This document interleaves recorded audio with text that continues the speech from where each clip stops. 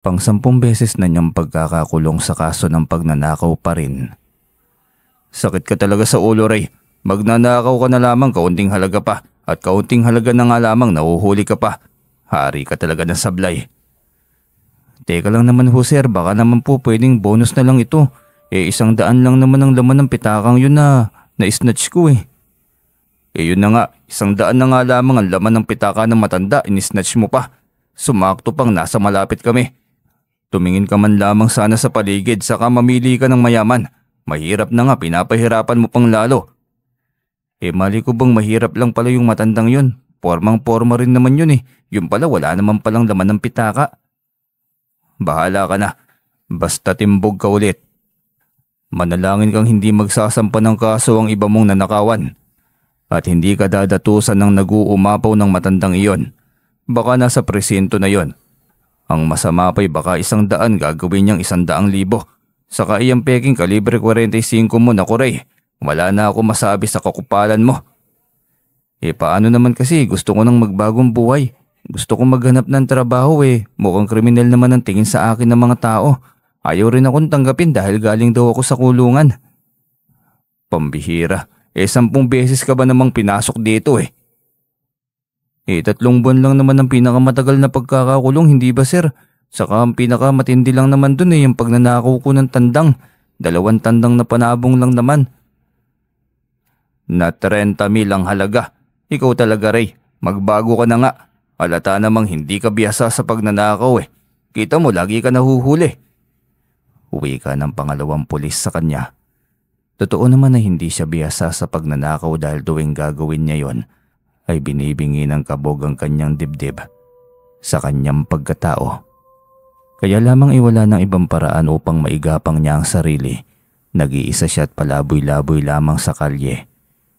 Ilang beses na nga siyang naisulihin ng kabataan niya ng DSWD. Ngunit ayaw niya, baka mas malala pa sa pagmamalupit sa kanyang inainahan ang gagawin doon sa kanya.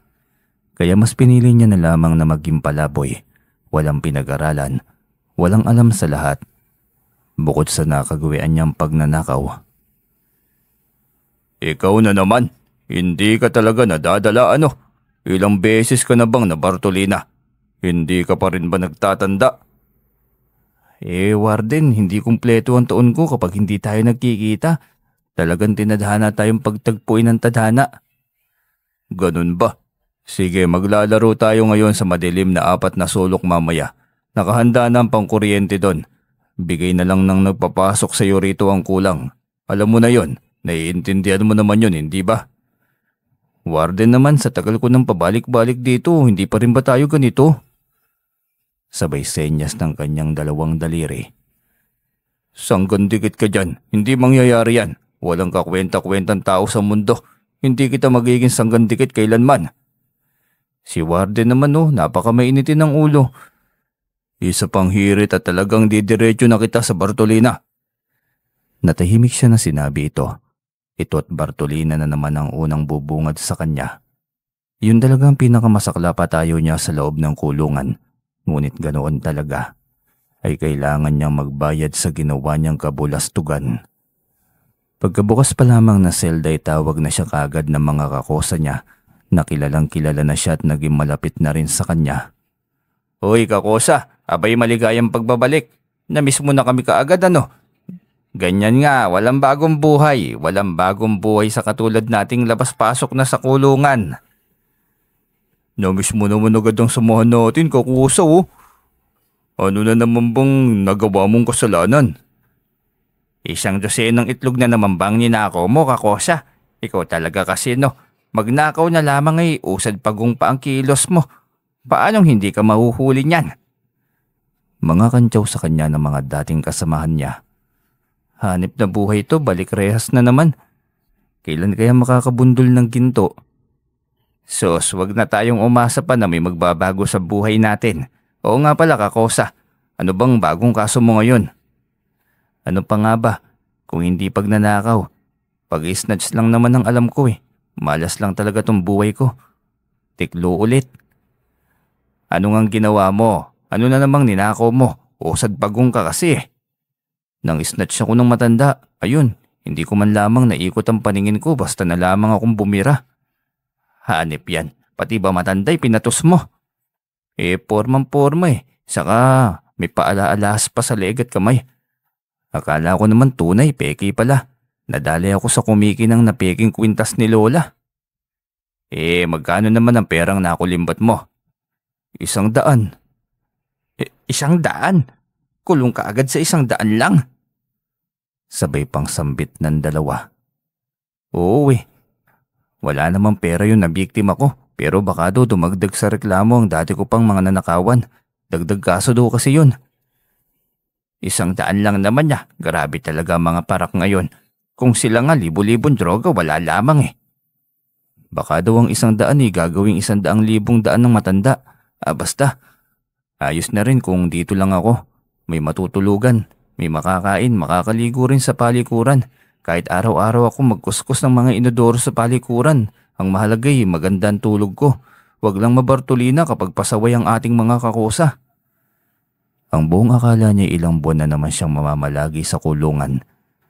Ngunit 24 oras lang ang nakalipas ay pinalabas na agad siya ng warden. Huling labas mo na sa kulungang ito, Ray. Magbagong buhay ka na. Sayang, pogi ka sana. Magnanakaw at snatcher lang kasi. Depende, warden. Kung talagang pagtatagpuin pa rin tayo ng tadhana talagang babalik at babalik ako rito. Kapag talaga hindi ka nagbagong buhay at papasok ka na naman muli rito, babalatan na lang kita ng buhay. Biro sa kanya ng warden. Ngumiti lamang siya rito. Hindi siya sigurado kung hindi nga ba. Depende sa kung ano na namang naghihintay sa kanya bukas. Naglalakad siya sa daan, walang direksyon. Gaya ng dati sa parke na naman siya magiging palaboy. Sa pagkakataong yun ay ibang eksena ang nagaganap. Nadaanan niya ang isang grupo ng mga lalaki. May narinig din siyang iyak ng isang babae. Tiyak siyang pinagkakaisahan ng mga kalalakihang ito ang isang babae. Kaya umiiyak. Nagmadali siyang nilapitan yon. Bitiwan niyo siya. Ako ang harapin niyo. Mga hayop kayo. Babaeng bata papatusin niyo. Ang dami niyo pa. 3 talaga kayo. Napatingin sa kanya ang 3 kalalakihan. Tiyak siyang gaya sa kanya yung mga masasamang loob din ng mga yon. Bigla niyang naisip ang wika ni warden. Siguro ngay panahon ng imbis na siya ang maging pasaway, ay siya naman ang sumaway sa mga pasaway. Sino ka ba't pinapakialaman mo itong trabaho namin? Mukha ka namang galing sa kulungan. Hayaan mo na kami, kagaya mo rin naman kami, hanap buhay lang din namin to. Puna rin ang isa pang lalaki sa kanya. May lahi ka ring manghuhula, pero siguro, magbagong buhay na tayong lahat. Bitiwan nyo na yan. Bata lang yan, maghanap na lamang kayo ng marangal na trabaho. Hindi. Hayaan mo kami rito kung ayaw mong yang noo mo ang bubutasan namin. Alis na, tsupe. Anong tsupe? Palagay mo sa akin, pusa. 10 beses na akong labas-pasok sa kulungan. Wala na akong pakialam kung mamatay man ako ngayon. Wala din naman akong pamilya at kaanak. Kayo din ba? Sinasabi ko sa inyo, hindi ako mamamatay ng walang dadalihin. Tahimik ang mga itong nagkatinginan, tila natakot sa kanyang naging banta. Kanya-kanyang takbo ang mga ito para takasan siya. Nang makaalis sa mga ito'y saka lamang bumungad sa kanya ang mukha ng isang dalagita. Tansya niya'y 12 anyos lamang ito, puno ng ginto ang leeg at ang kamay. Maging ang suot na korona yari sa ginto at mamahaling bato. Kaya naman pala, bakit mo naman sinuot ang lahat ng koleksyon nyo ng ginto? Alam ba yan ng mga magulang mo? Anong palabas bang dinaluhan mo? Hindi ako pamilyar sa lugar na ito. Bakit ako nandito? Napakunot ang kanyang noo. Ano't hindi pala alam ng batang ito ang lugar. Bakit umalis pa ito ng bahay? Nawawala ka ba? Nagpasama ka na lang sana sa iyong yaya. Mukha ka namang mayaman Kuya, galing ako sa mundo ng mga engkanto. May humahabol sa aking mga kaaway. Kailangan kong makabalik. Kailangan ako ni Ama. Kailangan niyang malaman na ang aking inainahan na engkantada ay huwad. Siya ang nagdadala ng kaguluhan sa aming kaharian. Naku iha, pinapanaginipan mo pa yata yung mga palabas sa teatro. Gumising ka na ineng. Kamuntikan ka na nga makidnap. Palabas nyo pa rin ang umaalingasaw dyan sa iyong utak. Ako si Sarina, hindi Ining ang pangalan ko. At anong sinasabi mong palabas sa teatro? Totoo, isa akong engkantada. Nakikita mo ba itong aking baton? Makapangyarihan ito. Kaya ka nitong gawin kahit anong hayop. Napakamot na lamang sa ulo si Ray. Hindi niya alam kung matatawa ba siya o ano. Mukhang siya yata ang nananaginip o totoo ngang naingkanto siya at kaharap niya isang engkantada. Lakas ng tama ng babaeng ito. Ilang gramo na kaya nasinghot nito? Ayaw mo pa ring maniwala na makapangyarihan ako? Nakikita mo ba ang dalawang papalapit na nilalang na yan? Tingnan mong mabuti. Ipapakita ko sa iyo kung paano sila maging pusa. Paggawi ka nito'y itinaas nito ang sinasabing baton, kulay itim na kumikinang. Sa dulo niyon ay nagliliparan palabas sa mumunting partikulo. Animoy bilyong-bilyong kulisa pang lumalabas mula roon at patungo yon sa dalawang magkasintahang naglalakad. Sa isang kisap mata lamang ay biglang nawala ang dalawang nilalang. Ang kanyang nakikitang naglalakad ay dalawang puting pusa. Nasaan na ang mga yun? Bakit biglang nawala? Hindi mo ba nakikita o sadyang nagbubulag-bulagan ka lang? Na ano? Anong nasa isip mo? Kinakabahan na ako sa iyong bata ka. Tumawa ito habang tinititigan siya. Hoy, anong balak mo? Wala lang. Gawin lang kaya kitang aso para matakot iyang dalawang pusang yan sa'yo. Naku, wag mong gawin yan. Oo na, naniniwala na ako. Isa ka nga engkantada. Bakit ka ba napunta rito? Mga tao ang nasa mundong ito eh. Kung ganun, kailangan kong makahanap ng lagusan pabalik. Kailangan kong makausap ang ama. Tutulungan mo ako, hindi ba? Oo naman, tutulungan kita pero paano natin gagawin ang bagay na yon? Hay, ang mabuti pa, tsumibog muna tayo. Kanina pa ako nagugutom eh. Anong tsibog? Kain, kumain muna. Halika na, basta gutom na ako ngayon eh. Kalalabas ko lang mula sa naghimas ng rehas tapos naingkanto na agad ako. Hindi ko na alam kung totoong buhay pa ba to. Tumawa lamang ito sa kanyang naging bulong. Sumama ito sa kanya sa isang karinderya. 2 serbe ang kanyang inorder. Ibinigay sa engkantadang dalagita ang isa. Ubusin mo na yan. Ayokong kumain yan. Kung hahanapan mo ko ng isang mangkok ng uod, ay marahil kakainin ko pa. Kadiri ka naman, kumakain ako rito, mga uod naman yung mga nasa isip mo. Kung hindi lang ako gutom na gutom, tiyak na hindi ko na ito kakainin pa eh. Masarap kaya yun, ang arte mo naman. Bilisan mo na lang dyan, ihanap mo na ako agad ng pwedeng tutulong sa akin. Kapag maibalik mo ako sa mundo ng mga engkanto, sasabihin ko sa aking ama na regaluhan ka ng walang kaubusang ginto. Talaga naman, kahit hindi na. Ayos na lang ako, sanay naman akong palaboy-laboy lang sa kalsada. Pagkatapos niyang kainin ang lahat ng 2 order ay nagbayad siya sa may-ari. Subalit mabilis na tumanggi ang ginang. Hindi na, ayos lang, sa'yo na yung bayad mo. Umalis ka na lamang dito at maraming tao ang nakatingin sa'yo. Nalipasan ka na yata ng gutom eh. Nang tingnan niya ang paligid sa kanya lahat ng atensyon, napatingin siya sa kinaroroonan ni Sarina. Nagtaka kung bakit ganun din ang tingin sa kanya ng mga tao. Bakit parang baliw naman po ang tingin sa akin, Manang? Yung tono ng pananalita niyo'y parang baliw ako. Eh hindi nga ba? Sinong normal ang pag-iisip na nagsasalitang mag-isa? Anong mag-isa? Kaharap natin si Sarina oh. Ayan siya oh. Tinuro pa niya ang engkantada na noon ay nakangiti lamang sa kanya. Ay, bagong labas ka ba sa mental? Alis na, sige na. Wala akong oras makipag-usap sa iyo. Wala siyang magawa nang ipagtabuyan siya nito. Kunot ang noon niyang nakatingin sa pangiting-ngiting si Sarina. Mukhang napagtripan siya ng dalagitang engkantada. Ngunit takot siyang magreklamo at baka gawin siya nitong aso. Ano yun? Bakit hindi ka nila nakikita? Hindi ko rin alam. Kanina naman nakikita ako ng mga lalaking yon. Siguro dahil wala pa ako sa tamang kaisipan kanina. Pakiramdam ko kanina'y bumiyahe ako ng napakahaba dahil sa sobrang hilo ko. Ano bang pwede kong gawin para sa'yo? Hindi ko rin naman kasi alam kung paano kita matutulungan. Baka may kakilala kang gumagamot ng mga karamdaman. Isa sa kanilang may angking gabay na kagaya ko. Sila ang mga kauri ko, mga elementong may magandang hangarin sa kapwa at sa iba pang nilalang sa mundo. Kay Lola Salvacion yata, Nasa likod siya ng katedral. Maraming pumipila sa kanya para magpagamot. Sigurado, doon kita ilalapit. Sige na, pakiusap. Sabik na wika nito. Naglakad na naman silang muli sa kahabaan ng kalsada. Patungo yon sa likod ng katedral. Pagdating doon ay bumungad sa kanilang napakahabang pila ng mga nagpapagamot. Ganito ba lagi dito? Oo, araw-araw ganito. Pero Martes at Biyernes lamang ang gamutan sa barang at kulam. Sa ibang araw ay mga normal na karamdaman lamang ang kanyang mga ginagamot. Naiintindihan ko, isang diwata lamang ang nakasuporta sa kanya ngayon.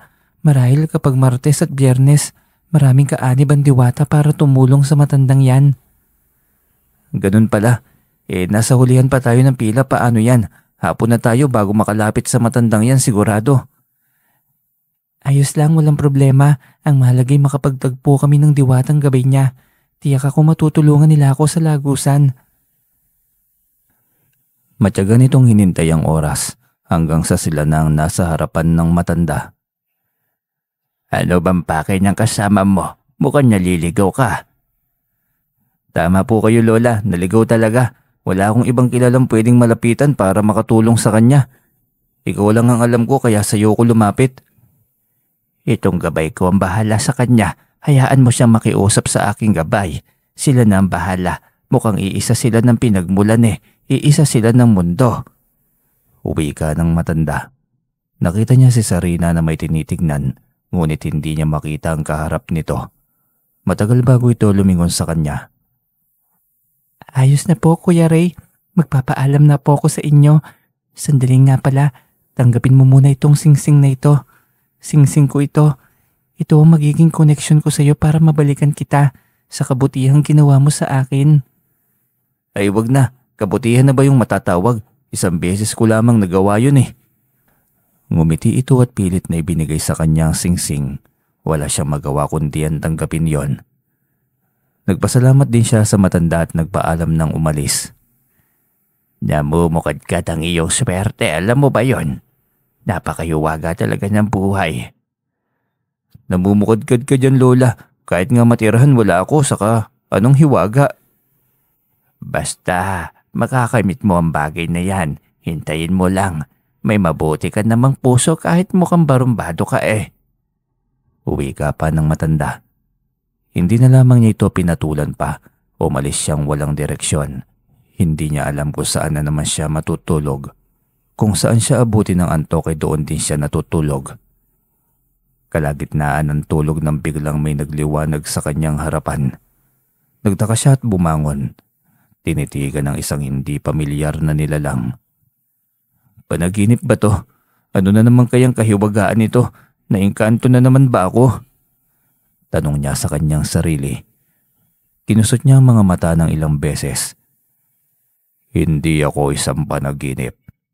Isa akong tunay at narito ako para maiabot ko sa iyo ng personal ang aking taos-pusong pasasalamat. Ako ang ama ni Sarina at nagpapasalamat akong lubos dahil sa hindi mo siya pinabayaan.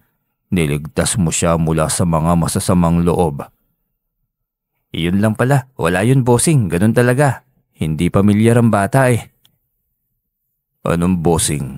Ako si Haring Sigmundo, hindi bossing ang pangalan ko. Pasensya na Haring Sigmundo, dito kasi sa mundo ng mga tao ang tawag sa mga matataas at respetadong tao ay bossing. Ganun pala. Oo nga pala, mayroon akong regalo sa iyo. Dahil ito sa kabutihang loob mo. Kaya tanggapin mo't magbibigay ito sa iyo ng panibagong buhay. Ano po yan, mahal na hari? Nakakatakot. Paanong bagong buhay kaya yan? Tanong niya. Yumuko ito sa lupa at binuklat ang palad. At sa isang iglap lamang ay lumitaw roon ang isang tila gintong kulay na tandang.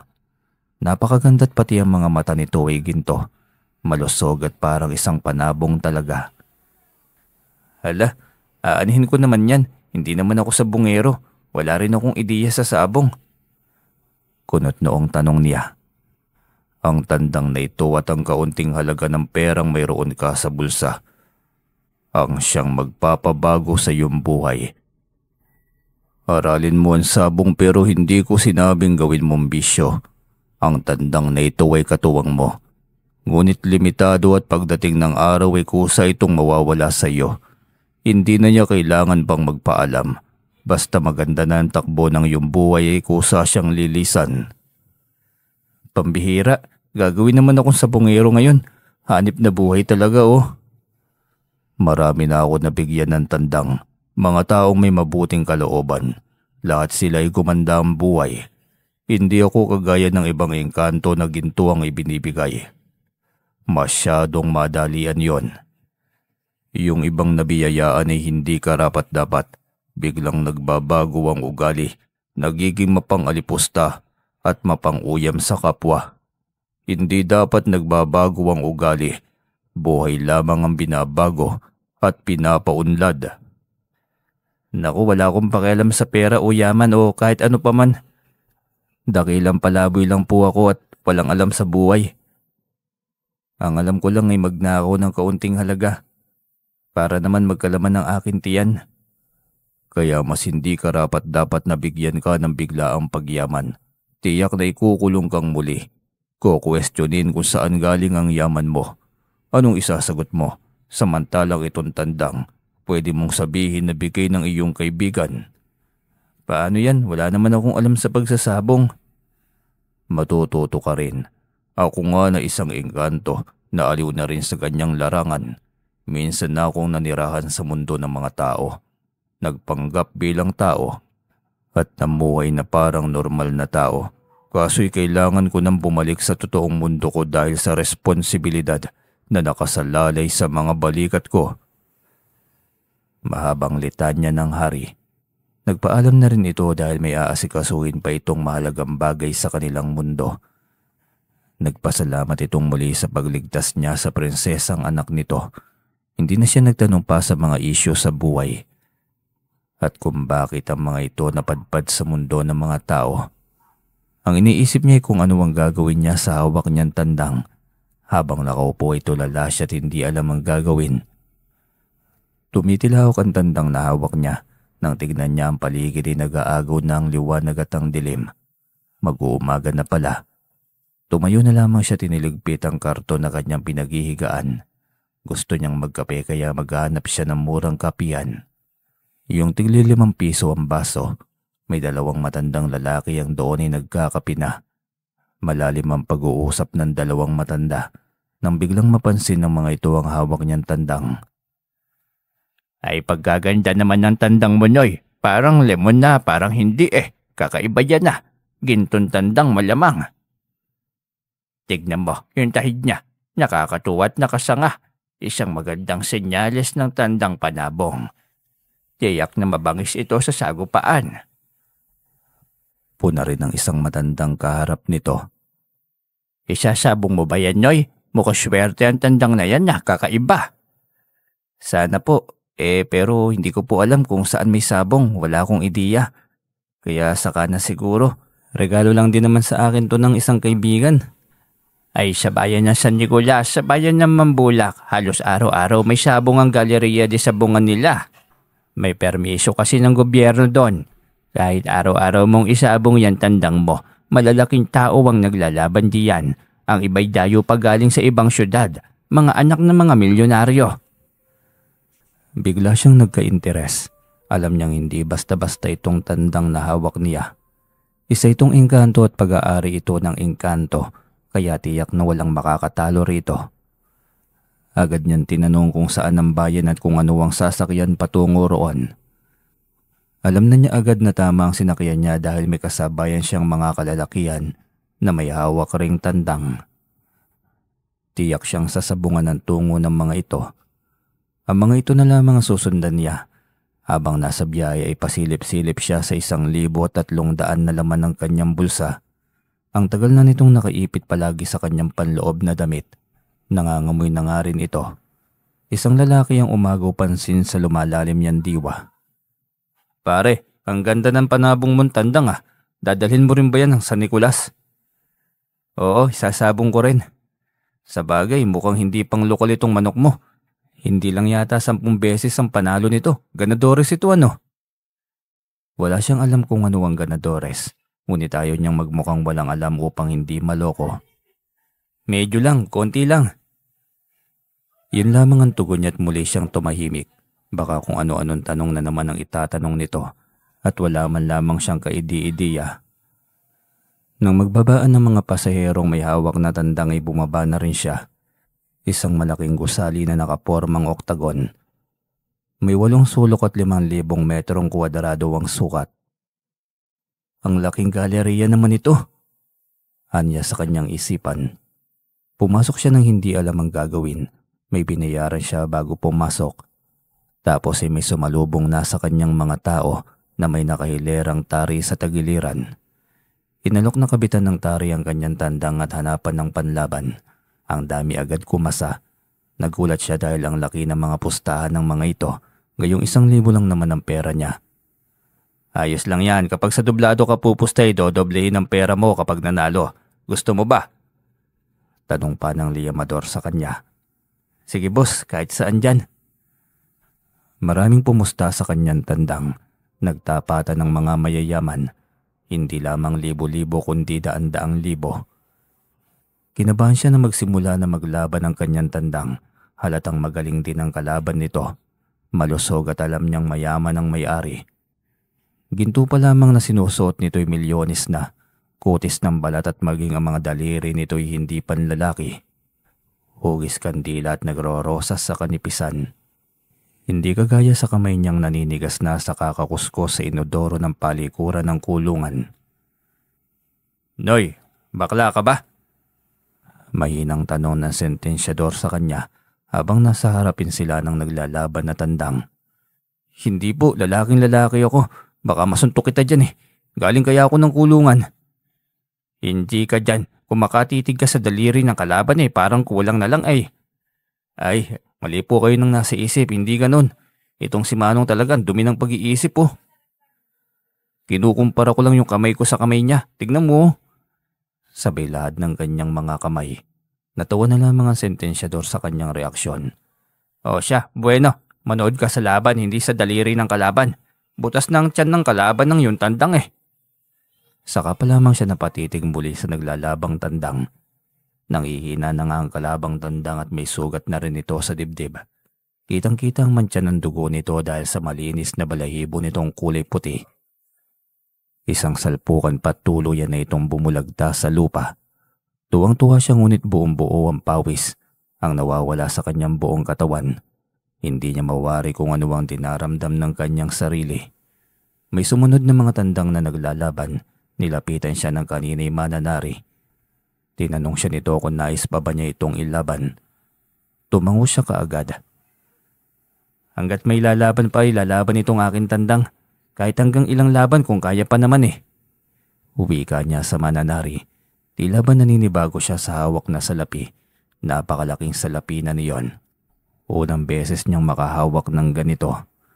Ang sentensyador ay agad na humanap ng pangtama sa kanyang tandang. Tuwang-tuwa rin ang mananari dahil tiyak na malaking porsyento ang matatanggap nito. Hanggang sa pangatlong laban ay kabado pa rin siya. Hanggang sa hindi na niya namalaya na nakasampung laban na ang kanyang tandang at magdadapit hapon na ng mga sandaling iyon. Ang 1,000 niya sa pagkakaroon ng lakas ng loob at tiwala sa tandang. Nabigay ng Haring Engkanto hindi niya akalain na magiging kalahating milyon. Isang buong maghapon sa sabungan. Totoo ba to? Hindi ba ako nananaginip lang nito?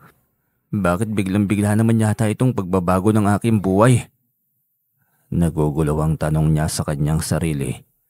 Nang dahil kay Sarina ay biglang nagbago ang daloy ng buhay niya. Hindi na siya makukulong pamuli dahil lamang sa kapiranggot na halaga na mga ninanakaw niya noon. Pagkalabas ng galeriya ay diretso agad siya sa paghahanap ng mauupahan. Malaking bahay na kahit mag-isa siya'y komportable at makakapamuhay ng matiwasay. Paano yan? Baka mamaya ay magreklamo ang mga kapitbahay natin dito dahil sa ingay niyang tandang mo. Bawal kasi dito ang tandang eh. Saad ng nagpapaupa ng bahay. Huwag niyong alalahanin itong tandang ko, tahimik ito. Kaya sinisiguro ko sa inyong hindi ito perwisyo sa aking mga kapitbahay. Sigurado ka ha?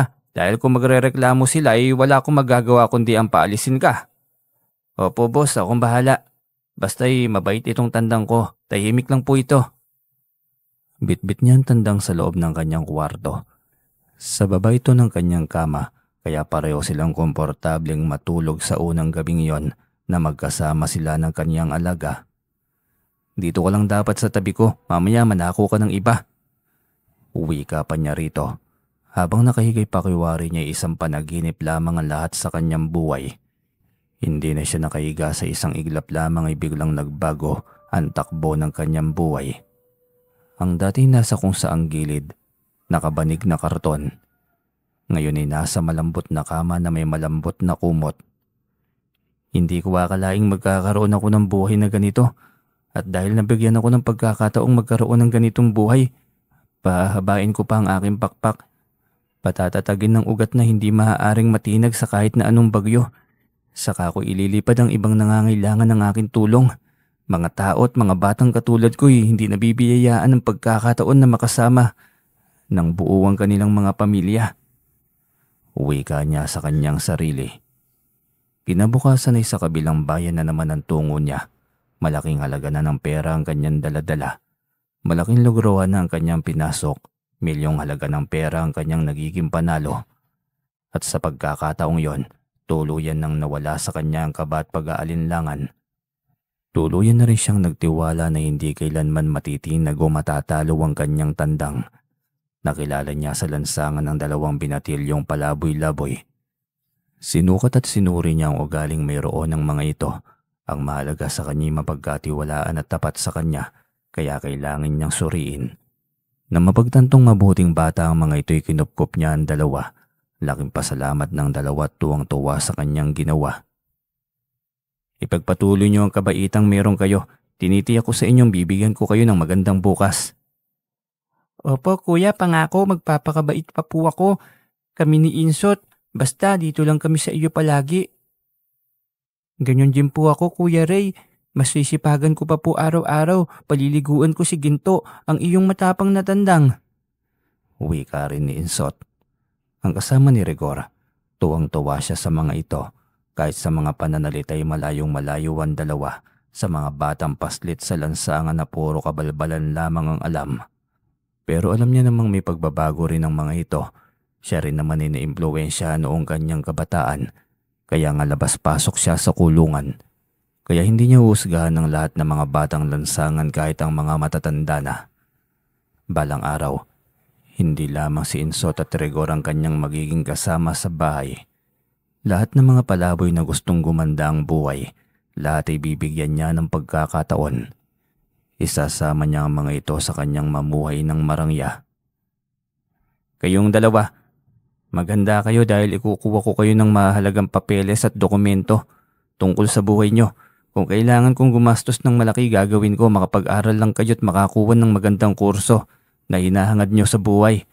Masaya na rin ako para sa inyo nun. Napakabait mo po kuya.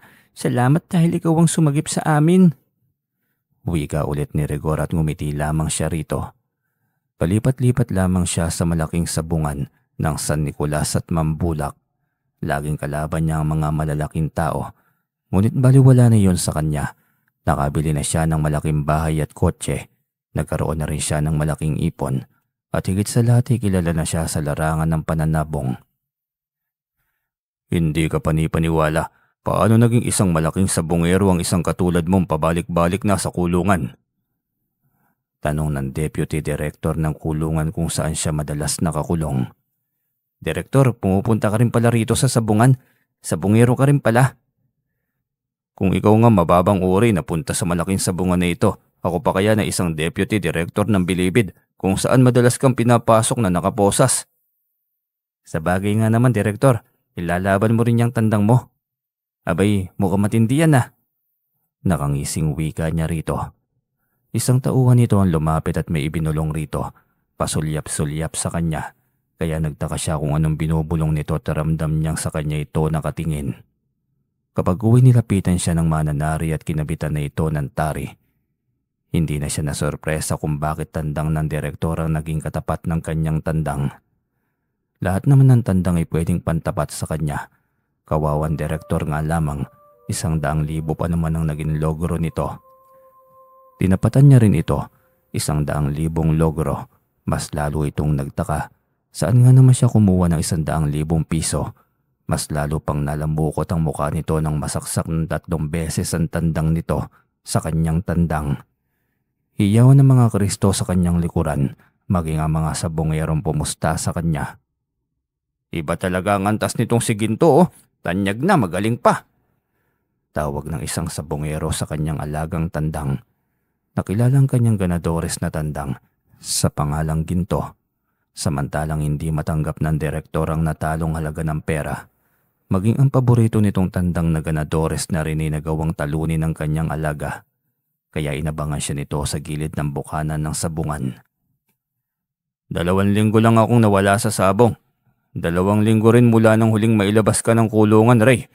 Kaya paanong ganito ka nakakilala sa larangan ng sabong? Po, hindi naman po ako kilala, Direktor. Sa kanadapuan lang ako ng kaunting swerte. Sabi niyo naman ay magbagong buhay na ako, hindi ba? Saan ka naman nagnako ng tandang? Wala kang kakayahan at hindi mo kaya makabili ng tandang.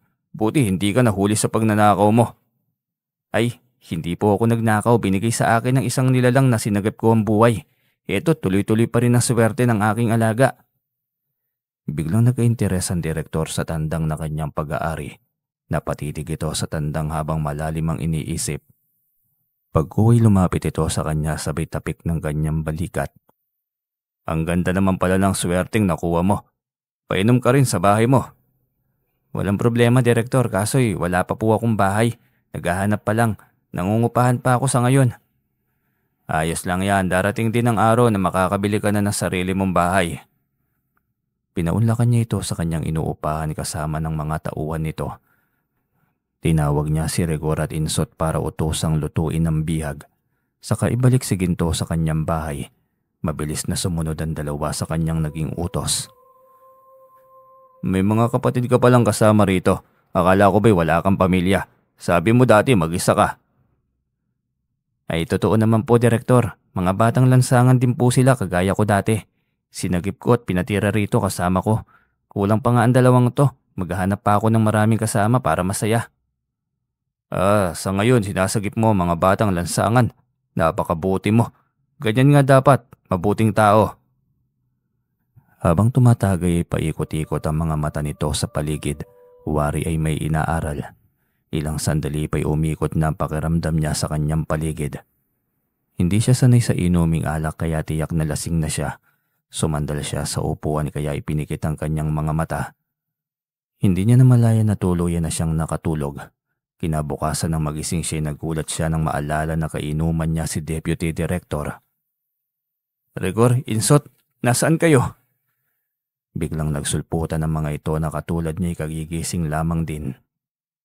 Kuya, gising ka na pala. Hinayaan ka na lang namin dyan. Hindi namin namalayan na iniwan ka na pala ng mga kasama mo kanina. Ganun ba? Nako, nadali ako ng inumin. Hindi sanay eh. Ano, umaga na ba? Madaling araw kuya, mag-aalas 4 ng madaling araw. Nako, hindi talaga ako sanay sa inuman. Ang bilis kong nalasing. Kaya siguro nag-uwian na lang sila, Direktor. Humihilab yung tiyan ko eh. Pwede nyo ba akong ipagluto ng noodles? Oo naman kuya, hintay ka lang dito at ipagluluto kita. Ipagtitimpla rin kita ng kape kuya. Oo nga pala, bakit ang tahimik ni Ginto? Hindi ba dapat tumitilawak na siya ngayon? Oo nga po, kasi ganitong oras ay maingay na siya. Silipin ko muna kuya, baka nalasing rin yon. Sige nga, silipin nyo nga muna. Kinakabahan ako eh. Baka napano na si Ginto. Mabilis at patakbong tinungo ng 2 ang pinagsidlan nilang kulungan kay Ginto. Ngunit wala na ito roon. Muli na naman ang mga itong tumakbo papalapit sa kanya. Hindi may pintang pag-aalala sa mukha ng mga yon. Ano yung mga pagmumukhang yan? Kuya, nawawala si Ginto. Anong nawawala? Paanong nawawala? Nanginig ang mga kamay ni Insot. Takot na takot ito sa kanya. Hindi ko alam kuya, imposible namang makawala siya. Nakatali yun sa kasarado ang pinto. Ngayon ay bukas na ang pinto at wala na roon si Ginto. Paliwanag ni Insot. Agad na pumasok sa kanyang isipan si Deputy Director. Alam niyang mali ang mambintang ngunit wala nang iba pang pwedeng gumawa ng bagay na yon kundi ito lamang. Ang direktor at ang kanyang mga tauhan lamang ang kasama niya sa bahay ng gabing iyon. Madali siyang bumangon upang tignan ang kwarto. Nakaginhawa siya ng maluwag nang makitang nakakandado pa rin ito. Ligtas ang milyong-milyong ipon niya na hindi niya napabangko. Dahil wala naman siyang mga papeles ukol sa kanyang pagkatao, kaya wala siyang balidong pagkakakilanlan. Nakakahon lamang lahat ng perang mayroon siya. Samantalang hindi mapalagay si Deputy Director habang paruot parito sa harapan ng gintong tandang na ninakaw nito kay Ray. Pinuskos nito ang mga palad. Alam nito't sigurado itong may kakaiba sa tandang. Ito ang nagpapayaman kay Ray at ngayon ay nasa kamay na nito. Magiging mayaman na rin ako nito. Hindi lang mayaman, ang tandang na ito ang magdadala sa akin sa matayog na pangarap ko sa buhay. Tiyak ako matutulog na ako nito sa ilalim ng salapi. Tila ba pinagsaniban ito ng kampo ng kadiliman habang sinasabi yon. Hindi lang sa mga iligal na transaksyon sa kulungan may makukuwang pera ito. Maging sa sabungan kung saan ay naging adik na rin ito. Direktor, alis na ba tayo? Papunta na tayo sa sabungan ngayon? Oo, ang tagal mo. Kanina pa ako naghihintay sa'yo. Ala, bitbitin mo na yung kahon. Utos nito sabay turo sa kahon na pinaglagyan nito ng tandang. Nagmamadaling binuwat ito ng tauhan at ikinarga sa sasakyan nito. Binagtas nila ang kahabaan ng kalsada patungong bayan ng Monte Calvo. May kalayuan sa bayan ng Mambulak at San Miguel, pero malakihan na rin ang luguruan at pustahan doon at may permiso rin ng gobyerno. Malaki rin ang tax na nakukuha ng gobyerno sa nasabing sabungan. Lahat ng mga mayayamang sugarol sa malalaking syudad ay nagagawi na rito upang makipagpustahan lamang. Minsan ay may dala-dala rin silang mga tandang. Nandito na tayo, Direktor. Mas malaking sabungan ito kumpara sa dati nating pinupuntahan. Matataas na antas at mayayaman lamang ang nagpupunta ng sabungang ito. O halika na, buhatin mo na yung kahon. Ingatan mo, paldo-paldo tayo nito mamaya. Opo, Direktor. Mabilis ang mga hakbang nito at dahil malaking tao ito ay malaki rin ang hakbang. Kaya lakad-takbo ang tauhan nito habang tanga ng kahon. Agad itong nilapitan ng mananari kahit doon ay kilala ito ng mga tauhan ng sabungan. Andyan na pala ang mananari. Pakabitan na natin ito. Direktor, ngayon lang ulit napunta kayo sa sabungan ah. Abala yata kayo masyado sa kulungan. Bungad ng mananari. Oo, maraming gawain eh. Ganun talaga. O siya, ikaw na lamang ang magkabit ng tari nitong alaga ko ah. Areglado, Direktor. Manong, pagbukas ng kahon. Utos ng mananari sa tauhan ng direktor. Pasipol-sipol ang direktor habang nakapamaywang. Tingin dito at tingin doon. Umiindak ang kanang paa. Sabik na sa magiging laban ng tandang kuno nito. Nagulat ang tauhan at sentensyador ng tuluyang mabuksan ang kahon. Umalingaw-ngaw ang boses nito sa kabuuan ng galeriya. Anong kalokohan ito? Bakit uwak? Nasa tamang pag-iisip pa ba kayo, Direktor? Anong sinabi mo? Anong uwak? Direktor, may alaga ba kayong uwak? Bakit uwak itong nadala natin? Wala akong alagang uwak. Bakit ako mag-aalaga ng uwak? Uwak talaga itong bitbit natin, Direktor. Saan ba galing ito? Tila ayaw pa nitong maniwala. Kaya ito nang nagbukas muli ng kahon. Sa pagkakataong yun ay lumuwag ang pagkakabukas. Kaya lumipad ito palayo. Galit na galit at mamaya pa'y biglang kumidlat. Kumulog at bigla na lamang dumilim ang paligid. Anong nangyari? Ang ganda ng panahon kanina. Bakit bigla na lang sumama? Ang lakas ng mga kidlat at pagkulog oh. Puna ng mananari. Samantalang ang atensyon ng direktor ay naroon sa papalayong uwak. Hindi ito makapaniwala sa nangyari. Ito mismo ang naglagay ng tandang sa kahon. Hinding-hindi ito maaaring magkamali. May sa demonyo wala itong si Rhea. Sambit nito sa sarili. Umuwi na lamang ito dahil wala na itong magagawa pa. Nasira ang magandang modo nito kaya puro na lamang singhal sa tauhan. Ang mga tauhan na napagbuntunan ng galit nito. Umanda ka, Ray. Pinaglalaruan mo ko. Paglalaruan ko rin ang buhay mo. Sa panig ni Ray ay kahit naglalakad ito patungo sa bahay na gusto nitong bilhin ay nasa tandang pa rin niya ang kanyang isip. Alam niyang magagalit ang hari dahil nawala ito, ngunit hindi naman niya inaasahan na lolokohin siya ng direktor. Pagkatapos ikutin ang buong bahay at makitang maayos pa lahat dito, ay binayaran na agad niya ito ng buo. Pinagawan agad ito ng papeles sa abogado at nagmadaling bumalik sa inuupahang bahay. Inutusan niya ang 2 binatilyo na mag-impake ng kanilang mga gamit dahil aalis na sila sa bahay na iyon. Tuwang-tuwa ang dalawa dahil nalaman ng mga ito na hindi na sila magbabayad ng upa dahil sariling bahay na niya yon. Maghahanap pa tayo ng mga katulad nyo kasi mas marami mas masaya, tama ba ako? Napakaswerte namin sa iyo, Kuya Ray. Yung mga iba pang maswerte na maaampun mo, tiyak na walang pagsisidlan din ng saya. Ang sarap sa pakiramdam ng may taong handang tumulong ng walang kapalit, Kuya. Ikaw, Insot, alam kong matalinong bata ka kaya magsumikap kang makatapos. Abay malay natin, ikaw pa palang pinakamahusay na abogado ng bansa sa kapanahunan mo. Uwi ka niya rito. Masaya ang kanilang pag-uusap nang biglang may pumasok sa kanilang pintuan. Diretso itong dumapo sa kanilang harapan. Ginto? Halos sabay-sabay nilang sambit dito. Agad niya itong nilapitan at dinakip. Sinuklay ang balahibo nito gamit ang kanyang kamay. Tuwang-tuwa siya nang makita ito. Saan ka ba galing? Bakit bigla ka nalang nawala? Aalis na sana kami, mabuti umabot ka. Uwi ka niya na tila ba naiintindihan nito ang kanyang sinasabi. Inutusan niya ang 2 hakutin sa sasakyan lahat ng kanilang mga gamit. Simula ngayon hindi na ako magtitiwala kahit kanino. Wika pa niya sa kanyang alagang tandang. Hindi rin naman nila ako makukuha dahil nakalaan ako sa iyo. Ang buhay mo lang ang pwede kong pagandahin dahil iyon ang utos ng aking amo. Kapag tuluyan ng maging maayos ang buhay mo, kapag tapos ka na sa iyong misyon, kusa rin akong lilisan.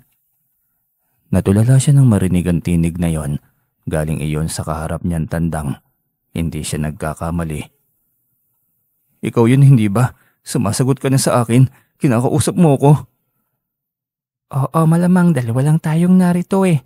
Sino pa nga ba sa tingin mo ang ibang kausap mo? Nagsasalita ka nga.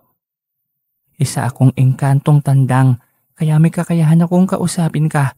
May kakayahan nga akong paslangin ng isang tao kung gugustuhin ko lang. Kaso'y bilin sa akin ng aking amo na kahit na anong mangyari ay wala akong aabusuhing tao. Kung pwede lang ay pinatigas ko na yung deputy director na yun. Napakasakim. Sabi ko na nga ba ang direktor na yun ang salarin eh.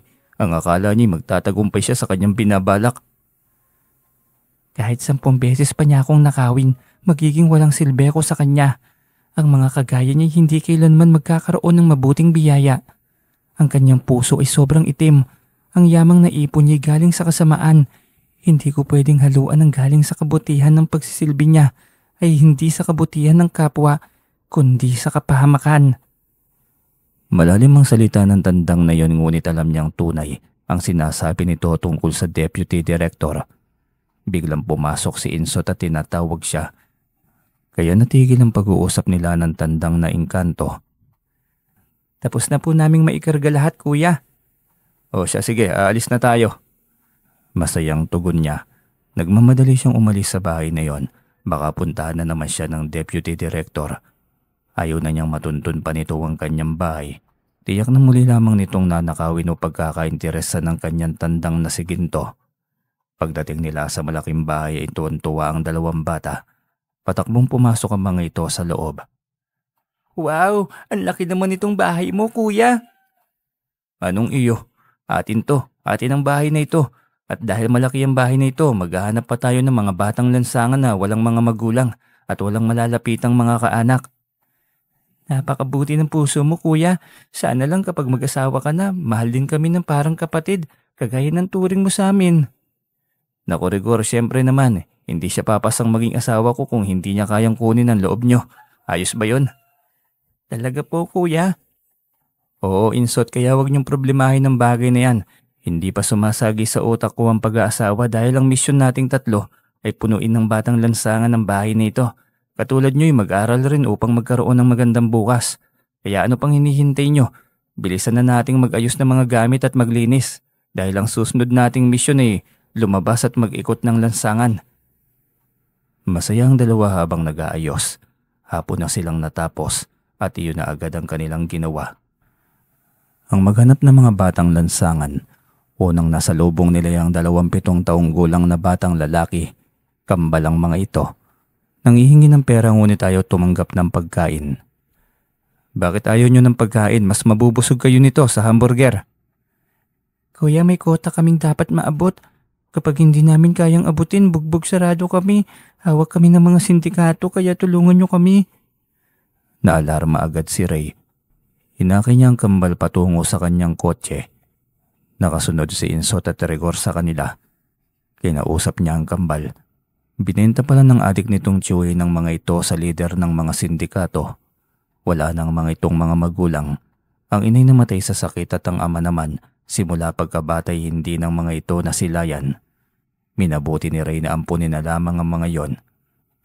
Nag-ikot pa siya upang makahanap ng mga batang lansangan. Ang totoo ay marami, ngunit hindi niya alam kung sino sa mga ito ang karapat-dapat. Pero lahat naman ay may pagkakataong magbago, kaya lahat ng kanyang makikita ay handa siyang ampunin at turuan ng magbagong buhay. 7 bata sa araw na yon ang kanyang nakuha. Siksikan ang mga ito sa kanyang kotse. Gayunpaman ito ang tuwa ang mga ito dahil unang beses na nakasakay sa magarang sasakyan. Binuksan na lamang niya ang bintana dahil hindi masikmura ang amoy ng mga ito. Naalala niya ang kanyang buhay noon, kasimbaho niya ang mga ito. Ganito rin siya kadungis noon kaya hindi siya pwedeng mag-inarte. Pagdating sa bahay ay pinaligo niya ang mga ito at binigyan ng mga bagong damit. May naka-stock naman siya maraming damit dahil ito ang kanyang misyon. Tuwang-tuwa ang mga bata dahil mabango na ang mga ito. Bilisan niyo riyan, si Insot at Rigor maggugupit sa inyong mga kuko. Pagkatapos linisan ng mga sarili ng mga ito'y pinakain niya ito ng masasarap na pagkain. Tuwang-tuwa ang mga bata, unang pagkakataon iyon. Simula ngayon magiging pamilya na tayo. Ako na ang Kuya Ray ninyo. Kayong lahat ay mga kapatid ko na simula ngayon. Kung ano man ang mga naging gawain niyo sa labas. Kung sumisinghot kayo ng rugby, tigilan niyo na yan at magbagong buhay na kayo.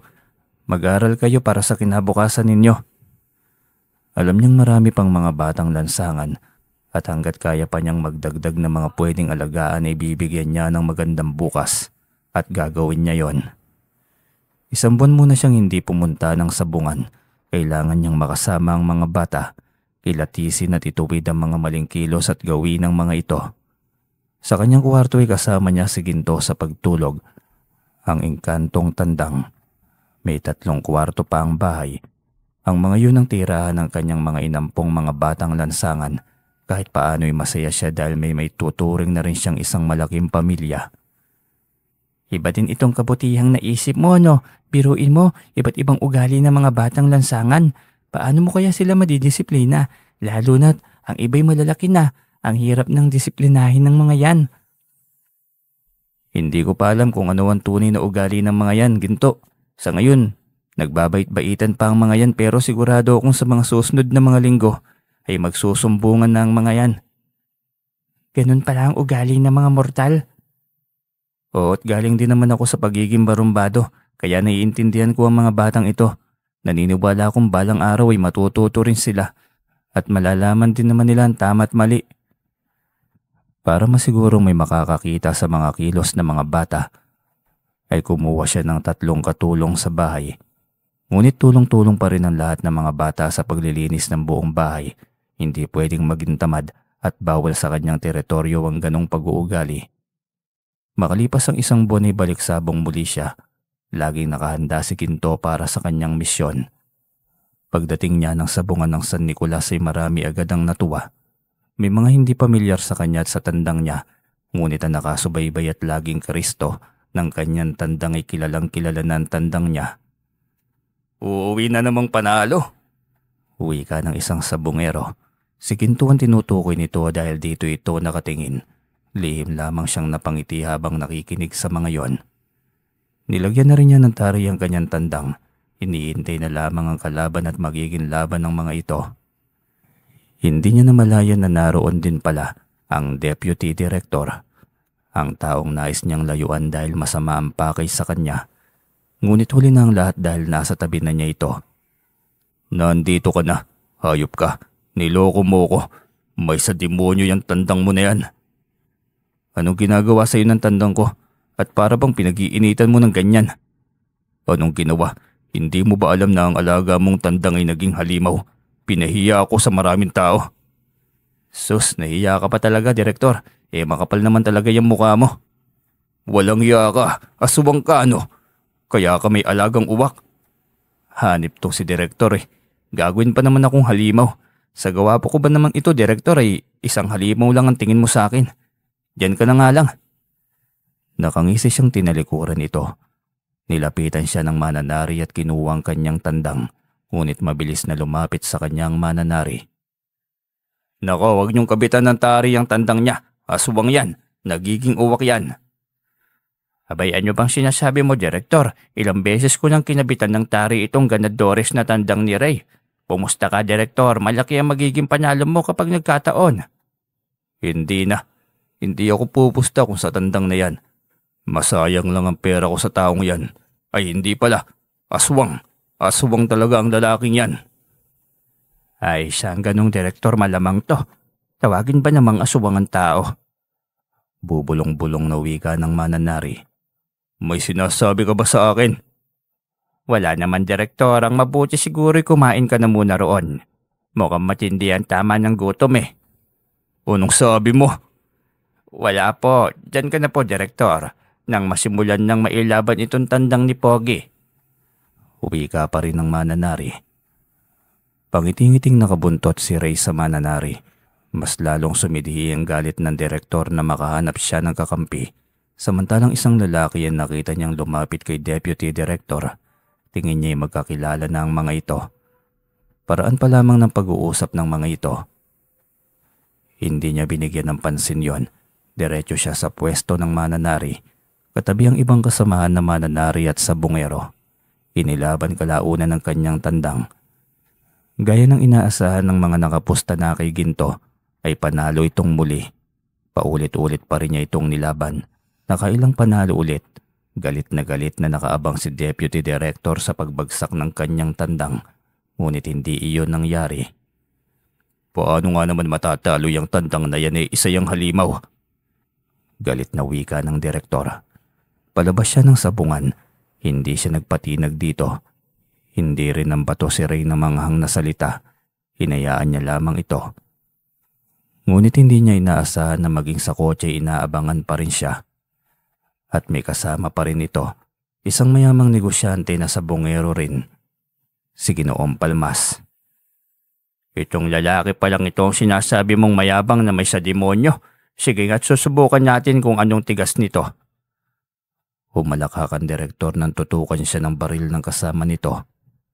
Ganyan ang napapala ng mga mayayabang. Talagang naghanap ka pa ng kasama mo, Direktor. Ano bang naging kasalanan ko sa'yo? Ikaw na itong nang agrabyado, ikaw pa itong galit. Ako ang pinag-interesan mo ng hindi mabuti dahil hindi ka nagtagumpay. Mas lalong sumidhi ang galit mo sa akin. Wala akong pakialam. Ganito na lang, ibigay mo sa akin ang pera mo. Lahat ng naging panalo mo nang sa ganun ay magiging quits na tayo. Nailing siya sabay tawa ng mahina. May kabigatan ng alporhas na nakabitbit sa kanyang likuran. Laman niyon ay pera. Malaking halaga ng pera. Yun ang nais kunin ng dalawang kaharap niya. Isang hakbang ang ginawa nito. Kinuha ang dalang baril at itinutok sa kanyang leeg. Magmadali ka. Hindi kami nakikipagbiruan dito. Ilapag mo ang dala mong alporhas. Sa amin lahat yan. Tignan natin kung papayag si Ginto. Siya naman ang nagpapakahirap para mapanalunan ito. Malay natin kung bibigay din niya sa inyong mga buhaya kayo. Mas lalong nagalit ang Direktor na marinig niyang sinabihan siyang buhaya. Ngunit nagulat ito nang marinig ang huni ng uwak. Sa pagkakataong yun ay kinausap na ito ni Ginto. Kaysa ibigay namin sa iyo ang perang panalo namin sa sabong, bakit hindi na lang ikaw ang una kong totodasin? Kayang-kaya naman kitang paslangin kahit nakatayo ka lang dyan. Tarantat nanginginig ang mga kamay nito. Nakalimutan nito na may bitbit siyang baril. Nakita mo ba, Ginoong Palmas? Naging uwak ang tandang at kinakausap niya ako. Tinatakot akong papaslangin daw ako. Ayos ka lang ba, Deputy Director? Paanong naging uwak yan pagkagwapong tandang na yan? Anong tandang? Naging uwak na. Halimaw talaga yung tandang na yan. May lahing babaylan itong Reyna ito. Ang dapat sa kanya'y mapaslang. Ako ang papatay sa inyo ng kasama mong to. Pareho kayong mga gahaman. Itong lalaking ito na ubod ng sama. Kinokolekta lahat ng mga batang lansangan upang mamalimos sa daan. Nagulat si Ginoong Palmas nang marinig yon. Mas lalo itong napatras nang makita ang mukha ng tandang. Hindi ito tandang. Isang agila. Isa kang mandaraya. Isa kang salamangkerong sa bongero, re. Anong agila? Uwak yan, mangmang. Huwag mo ko tawaging isang mangmang bobo. Agila yan. Saan ko nakakita ng agila na kulay itim? Pulang mga mata. Parang aswang. Ano? Hindi kulay itim yan, bobo. Pareho naman pala kayong mga bobo. Simula ngayon, pareho kayong magiging baliw. Hindi rin naman kayo kapaki-pakinabang sa lipunang ito.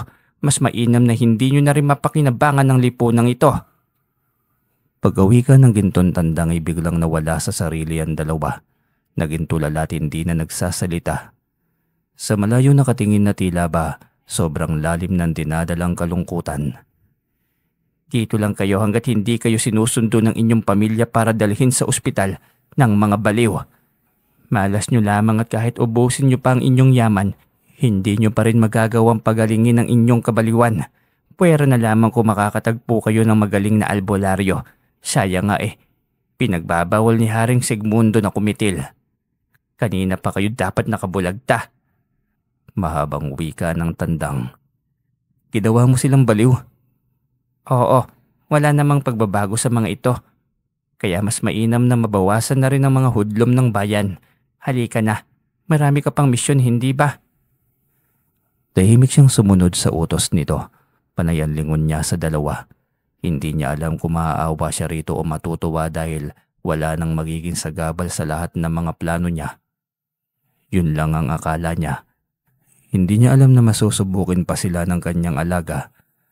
Habang binabagtas nila ang kahabaan ng kalsada pauwi, ay bigla na lamang pinagbabaril ang kanyang kotse. Wasak ang salamin sa harapan. Napatigil siya sabay silip sa paligid. Isang itim na banan dumulog kaya biglang binundol ng kaba ang kanyang dibdib. Isang lalaking malaki ang katawan ang lumapit. May kasunod itong 5 tauhan na may hawak na mahabang baril. Lumabas siya ng kotse at sinalubong ang mga ito. Naiwan si Ginto sa loob ng kotse. Ipinatong niya ito sa driver's seat. Anong kailangan niyo sa akin? Bakit niyo ako pinagbababaril? Magpapakilala muna ako sa iyo para naman mas klaro. Boss Black ang tawag sa akin. Kapatid ni Ginoong Palmas. Kausap mo lamang siya kanina. Nakamasid ako sa inyo mula malayo. Anong ginawa mo sa kapatid ko at pagtalikod mo'y bigla na lamang napatulala at hindi na makausap? Boss Black pala. Sabi mo nakita mo lang kaming magkausap. Hindi mo nakitang sinigawan ko. Hindi mo nakitang pinagsusuntok ko. Normal na usapan lang. Bakit mo sa akin itatanong kung ano ang nangyari sa kapatid mo? Nag-uusap lang naman kami. Tanungin mo si Deputy Director. Huwag mo akong pinaglololo ko. Kayang-kaya kong kalabitin ng gatilyo ng kalibre 45 ko dyan sa mismong noo mo. Kahit paslangin mo ako, Boss Black, hindi ako doktor. Kung nabaliw ang kapatid mo, dalhin mo sa mental ospital. Bakit sa akin mo nilalapit? Nauubos na ang pasensya ko sa iyo. Magsimba kang may bulak sa ilong. Galit na wika nito sabay kalabit ng baril. Subalit hindi yun pumutok. Sa galit nito'y pinukpok siya nito sa kanyang noo. Ngunit pagangat pa lamang nito ng baril ay hindi na nito maibaba ang hawak na baril niya. Galit na galit itong dumingon. Bakit mo ko pinipigil? Gusto mo bang ikaw ang mabaril ko ngayon? Hindi ko po pinigil, Boss Black, baka siya. Sabay turo nito sa kasama nito. Sa galit ni Boss Black ay ang tauhan nito ang binatukan. Bakit ako? Siya yun. Turo nito sa isang nasa likod nito. Taranta nitong tinuro ang kasama pa. Sa galit ni Boss Black ay pinaghahampas nito ang mga tauhan nito. Mga wala kayong silbi.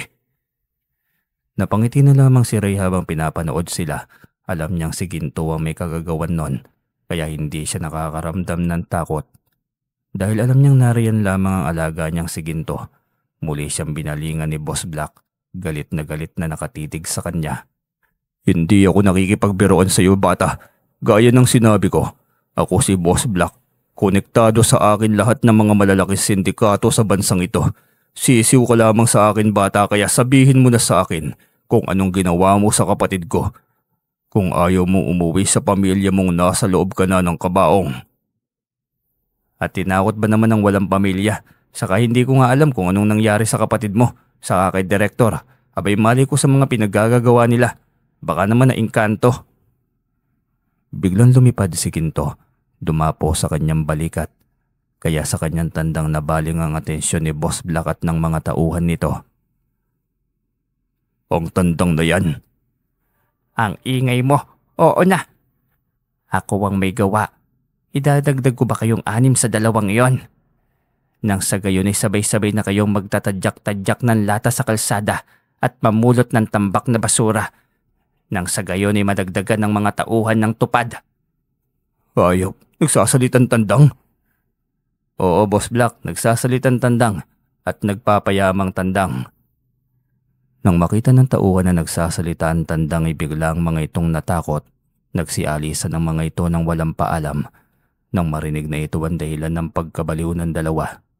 Habang si Boss Black ay kinukuskos sa mga palad habang nakangisi, biglang nagka-interes sa tandang. Ibenta mo na lang sa akin yan. Kalimutan mo na lamang na galit ako sa iyo. Quits na tayo agad. Magkano ba ang tandang na yan? Boss Black, hindi po binibenta itong alaga ko. Ang alaga kong ito ang siya nagbabantay at nagpuprotekta rin sa akin. Kaya hindi mangyayari na mapapapayag mo ako sa bagay na yan.